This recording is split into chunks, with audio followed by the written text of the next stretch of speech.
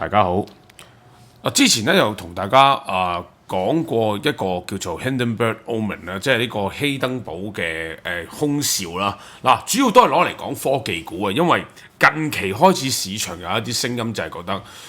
美國嘅科技股啦即係 Mac 7啦、蘋果啊、Microsoft、Amazon、Google。Tesla、Nvidia 等呢幾間大型嘅科技股，加埋一眾嘅科技公司啦，可能 Palantir 呢一個嘅Oracle 等等好大嘅科技公司咧，佢哋都大家開始產生一啲疑慮，就係喂，究竟佢有冇泡沫咧？如果有冇泡沫形成，令到之後會下跌啦，或者殺估值啦？始終而家睇翻納斯達克指數，預期市盈率高達30幾倍啦，咁現在就40倍 PE 啦，係咪？同2021年科技股一個大跌之前啦嗰個情況同氣氛咧都有啲似嘅。大型股頂住咗個指數，但係好多個中小型股咧，其實已經跌咗成30% 等等不等啊！咁所以喂，出現咗更加多嘅疑慮咁今日咧就想同大家講講，究竟點樣去睇現在人工智能咧係好厲害嘅，咁但係厲害還厲害，人類嘅歷史係冇變化過嘅，由以往即係幾百年前嘅鬱金香嘅狂熱啦，去到工業革命之後咧，去到譬如千禧年嘅呢一個互聯網嘅泡沫爆破，最好多嘅投資仲有1930年嘅鐵路啦，係嘛？咁咧呢啲嘅情況咧，喺過分投資之後咧，都會出現泡沫爆破。現在人工智能有啲地方似，但係有啲地方亦都唔係好相似。不過同大家講講我今日嘅睇法嗱，我係細沙。如果大家中意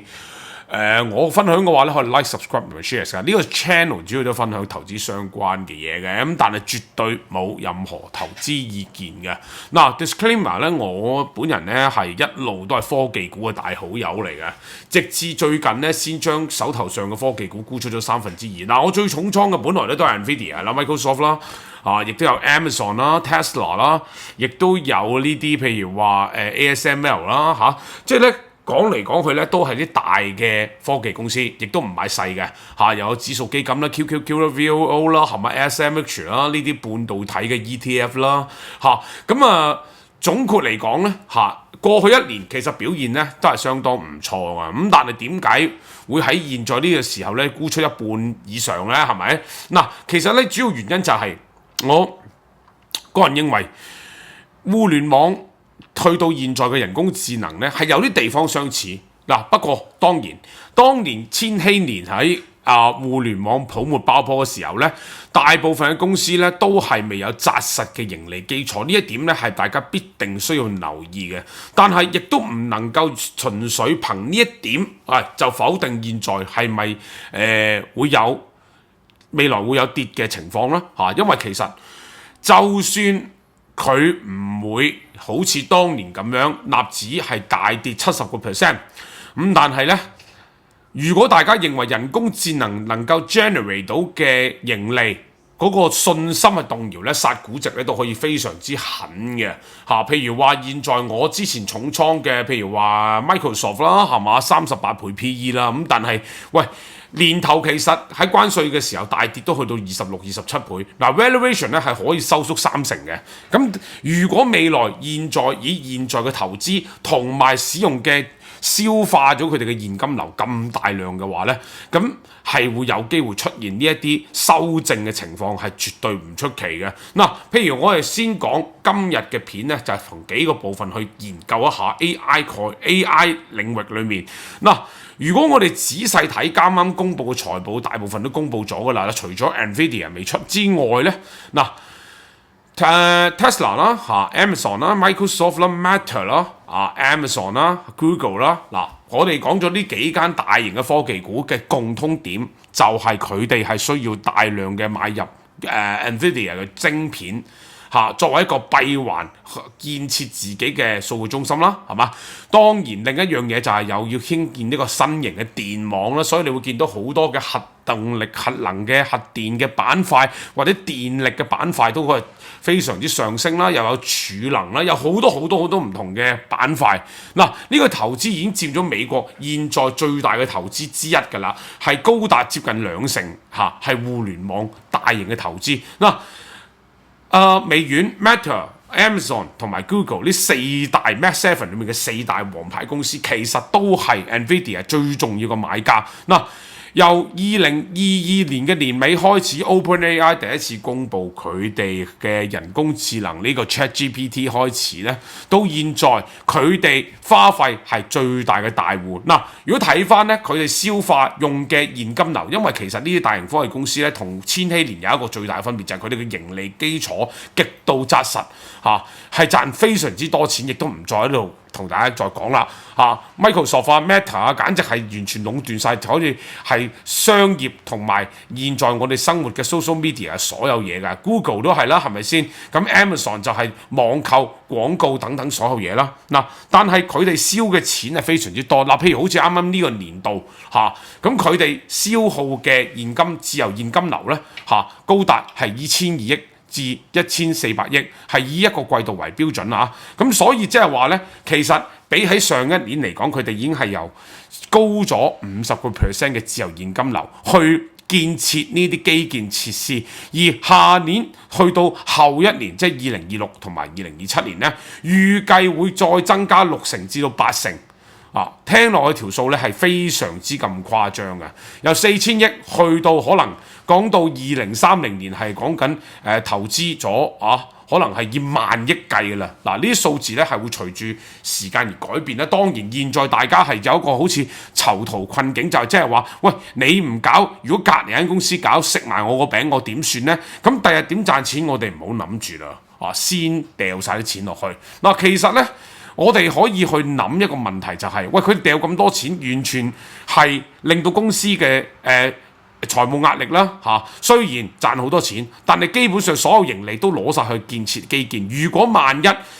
未來嘅預期盈利係不如預期，咁點算呢？咁一定係會殺估值嘅喎，因為現在大部分嘅呢啲大型科技股咧，其實都去到個 margin 嘅邊緣啦，40%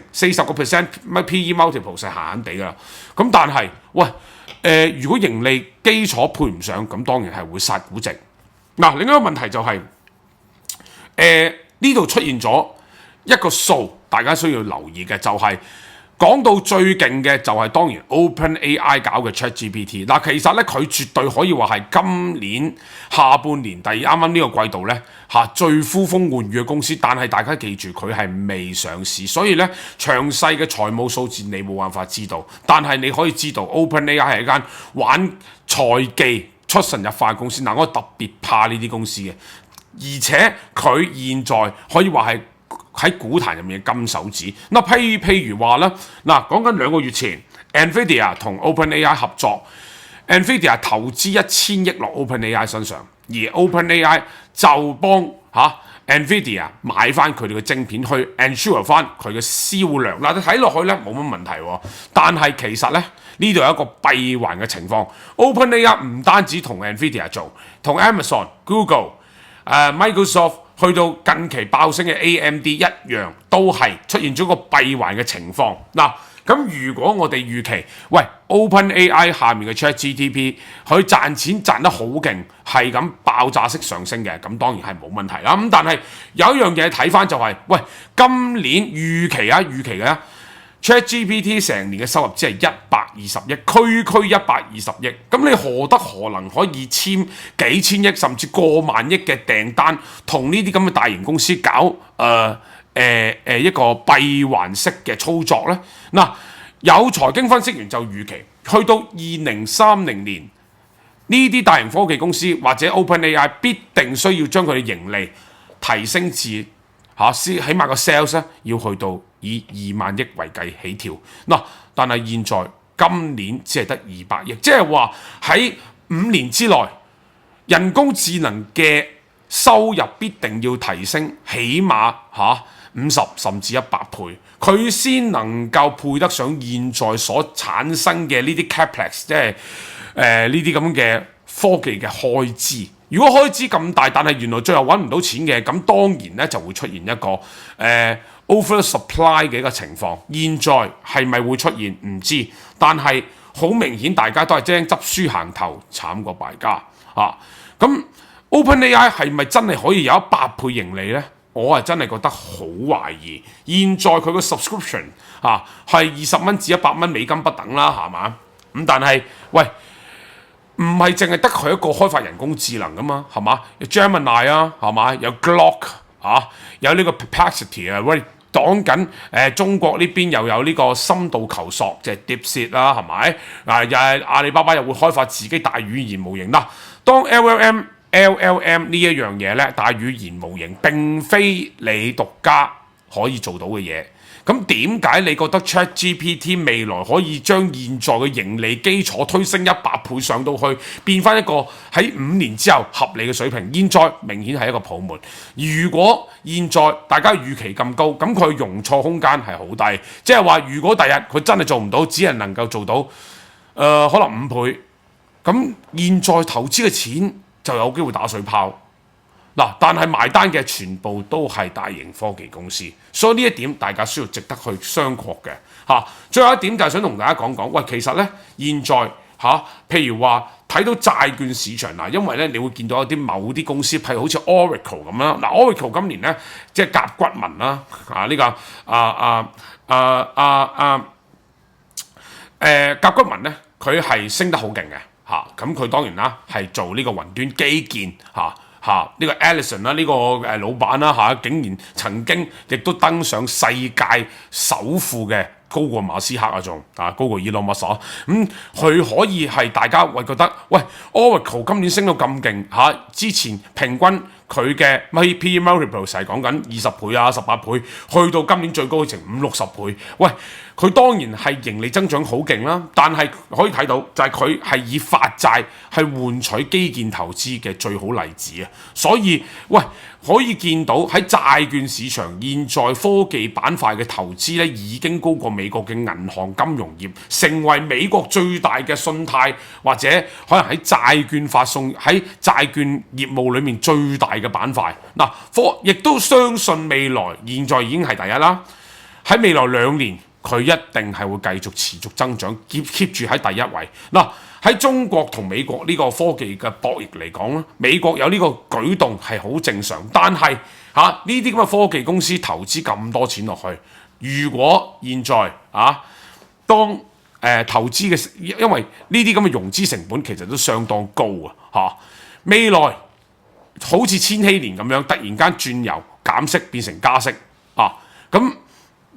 通脹再出現唔減息變成加息，呢個 scenario 大家冇考慮過咧？嗱，呢啲科技公司一定係會出現一個非常之重大嘅修正同埋大跌嘅，因為融資成本太大。現在大家瘋狂加碼去發債，當然我哋睇到現在嘅 credit default swap 即係呢個 CDS 咧，係債務違約嘅風險掉期咧，其實仍然咧係未見到有一個非常之嚴重嘅情況。不過可能未來係會再出現呢啲情況